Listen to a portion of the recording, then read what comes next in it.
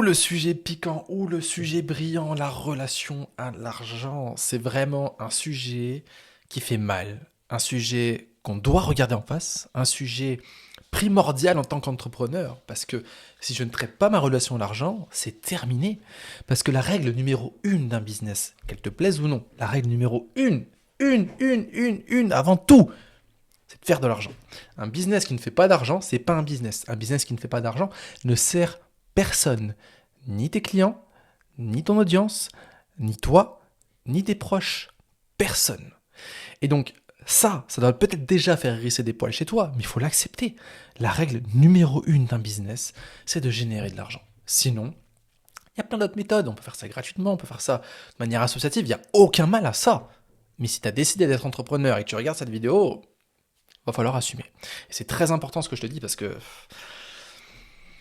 je vois beaucoup trop de personnes ne pas s'expanser, je vois beaucoup trop de personnes abandonner, je vois beaucoup trop de personnes souffrir à cause de ça, à cause d'une mauvaise relation à l'argent, parce qu'il y a eu des injonctions, parce qu'il y a eu des expériences, parce qu'il y a eu des conseils de merde donnés par d'autres personnes. Alors que je te le rappelle, c'est très important, c'est ta vie, c'est ta règle du jeu, c'est ton business, c'est ta règle du jeu. C'est pas parce que tu as été dans des règles spécifiques que tu ne peux pas t'émanciper de ça. Si tu es devenu entrepreneur, c'est que tu as en toi cette envie de t'émanciper d'un système, de plein de choses comme ça. Assume. Et donc on va rentrer dans le vif du sujet, on va aborder cette question de la relation à l'argent, de l'oseille, de la moula, de tout ce que tu veux, parce que c'est important. Et tant que tu n'as pas traité ça, je suis désolé, mais il y a de fortes chances que tu galères encore certaines années, que tu te fasses souffrir, que tu fasses souffrir tes proches, et que tu ne serves pas du tout le monde. Et donc ta mission, tu peux la jeter à la poubelle dès maintenant. Et ça, on veut pas ça. Donc, let's go. J'ai parlé dans la vidéo d'hier, cette importance de la valeur argent et la valeur travail. Donc, en tant qu'entrepreneur, c'est fondamental. On doit avoir une valeur d'argent, pas une valeur mère d'argent, pas les valeurs primaires d'argent. Normalement, on a 3 valeurs primaires et puis après, on vient ajouter quelques valeurs. Et en tant qu'entrepreneur, on doit avoir la valeur argent. Pourquoi? Parce qu'une valeur, c'est quoi? Une valeur, c'est ce sur quoi je mets de l'importance, ce sur quoi je mets de la valeur. Si je ne mets pas de valeur sur l'argent, si je ne mets pas d'importance sur l'argent, je n'en attire pas, tout simplement. Donc, et c'est pareil pour le travail, c'est la deuxième valeur, la valeur travail. Un entrepreneur qui n'est pas à l'aise avec la valeur travail est un entrepreneur qui va galérer parce qu'il va fantasmer encore et encore en souffrant. Cette idée qu'un jour, il va mériter de gagner de l'argent sans rien faire. Non, mais t'inquiète, tu sais, moi j'ai juste fait le minimum, les gens ils vont comprendre. Les gens ils comprennent pas, t'es personne. Et ça c'est important d'en prendre conscience. C'est pas une mauvaise chose. Mais quand on se lance dans le business, on est personne. La boîte, elle est rien du tout. Et donc il faut la développer. Et pour la développer, ça demande du travail. Et le travail, c'est pas forcément malsain. C'est à toi de créer ta définition du travail et d'assumer cette définition du travail et de te donner les moyens d'y arriver. Bref, je reviens sur la valeur argent.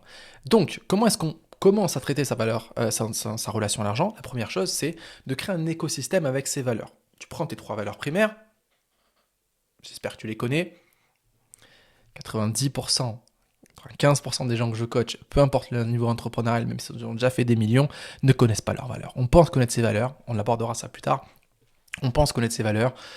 C'est des valeurs choisies, c'est des valeurs égotiques qui ont été choisies parce qu'elles sont stylées, parce qu'on pense que c'est ça, mais elles ne sont pas le reflet de nos choix depuis toujours, elles ne sont pas le reflet de nos choix présents, etc.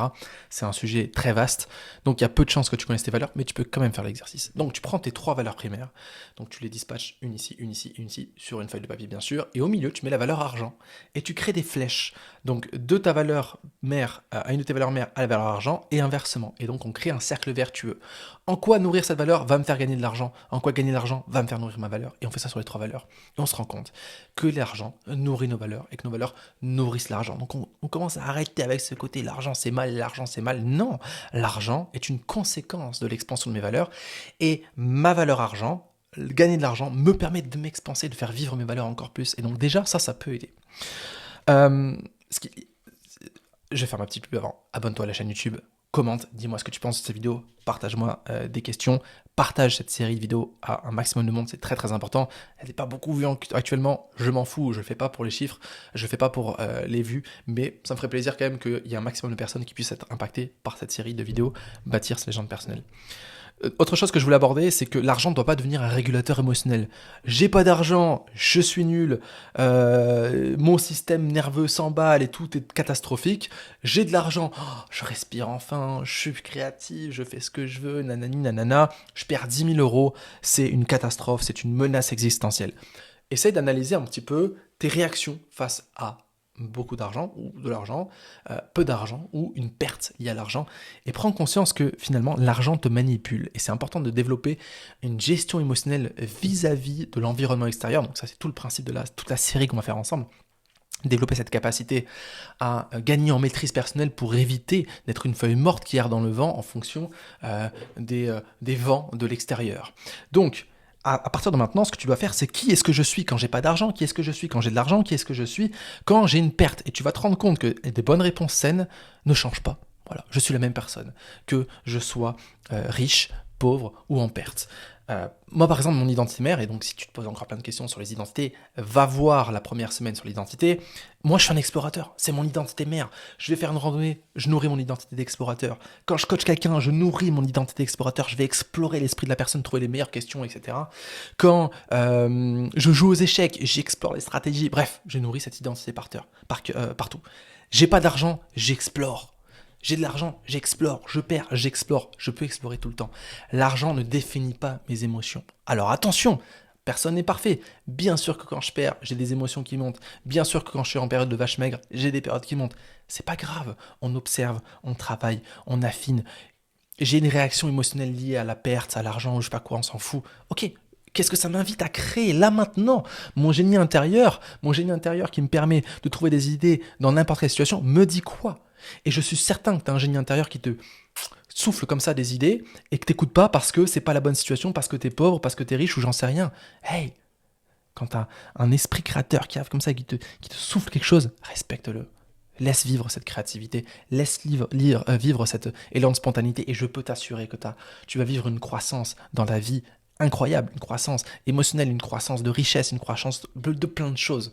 En fait, on est des êtres de création et moi, j'invite vraiment à laisser ce souffle de création.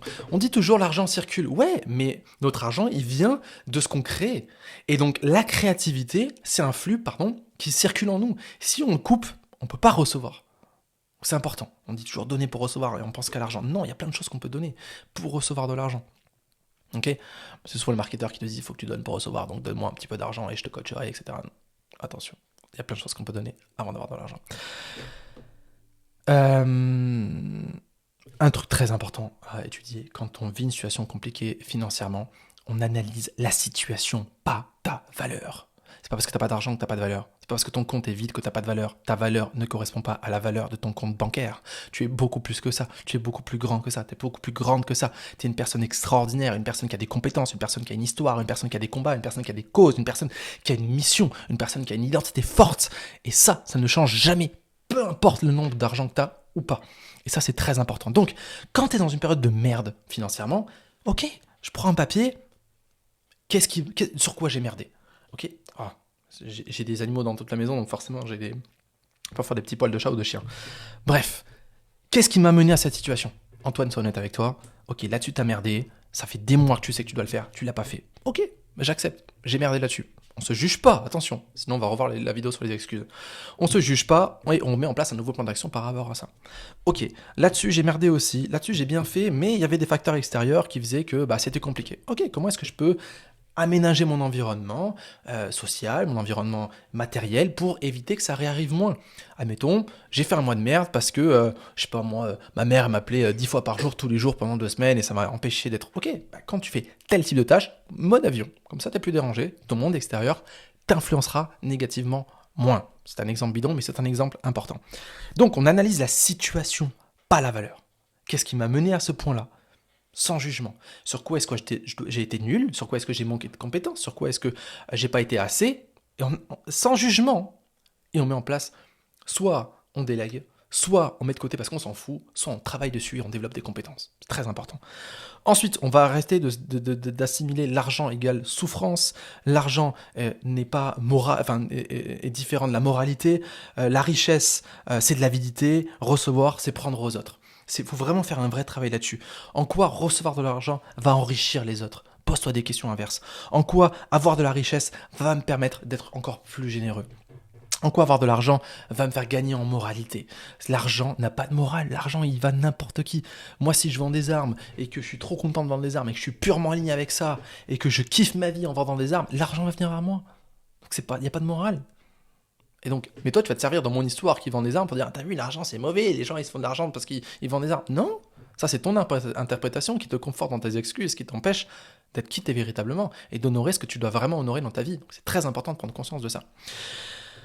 Maintenant, on va atteindre un point, et c'est le dernier point que je vais aborder dans cette vidéo. Je ne vais pas tout donner, hein, je garde aussi pour mes clients, et si tu veux que je te coach aussi, d'ailleurs le lien il est dans la description, tu cliques dessus et je peux t'accompagner de 3 à 6 mois à développer ta maîtrise personnelle, ton activité, pour viser la croissance sans te cramer. Dernier point que je vais aborder dans cette vidéo, on va y aller en face à face, en frontal. Tu connais ma philosophie, on va direct, droit au but pour affronter les situations.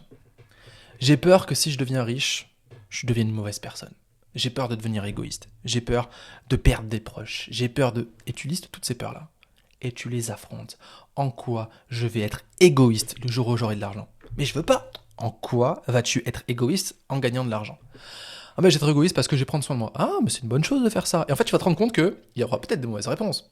Et encore une fois, qu'est-ce qu'on fait face à une mauvaise réponse? On accepte, on met de côté, ou on le travaille. Ou l'autre chose c'est, j'accepte. En fait ouais. Ça fait 20 ans que je prends pas soin de moi. Donc forcément, quand j'aurai de l'argent, je serai un peu plus égoïste. Mais finalement, je serai aussi plus généreux, ou je serai plus généreuse. Ah, mais il y aura un équilibre qui va se faire. Ben bien sûr qu'il va y avoir un équilibre qui va se faire. En quoi je vais être une mauvaise personne? Mais je vais être une mauvaise personne parce que je vais dire non à certaines personnes. Bah ouais, mais je crois que j'ai peut-être besoin de ça dans ma vie, d'apprendre à dire non à des gens. Et tu vas te rendre compte que finalement, il y aura peut-être 3 mauvaises raisons, 3 façons d'être égoïste qui sont pas bonnes. Mais il y en aura peut-être 50 autres qui seront super positives. Donc bien sûr que tu vas changer en ayant de l'argent, mais pas forcément en mal. Et c'est ça qui est important. L'argent expanse qui tu es déjà. Si tu as des souffrances liées à l'argent, tu vas devenir un gros con, une grosse conne. Et c'est normal.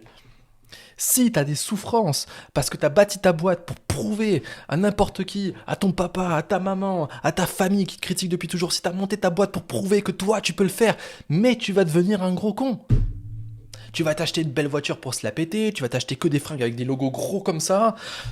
Et en fait, t'es malheureux, ça changera rien. Et donc, on le voit aujourd'hui beaucoup avec des entrepreneurs qui réussissent vite. Ils sont dans un matérialisme très négatif, dans un matérialisme qui est là pour prouver quelque chose. Et à la fin, ça finit par péter. Ils sont pas heureux. Moi, j'ai récupéré à la petite cuillère des entrepreneurs qui ont fait des millions parce qu'ils avaient besoin de prouver, parce qu'ils ont monté un business pour se créer une carapace et pour justifier, prouver des choses. En gros, ils ont créé un business sur leurs peurs, leurs croyances. Et à un moment, pouf, ça explose. Et quand ça explose, ça fait énormément de dégâts et c'est dur de reprendre. Donc aujourd'hui, si ça te parle, viens vers moi, je te coach avant que ça pète.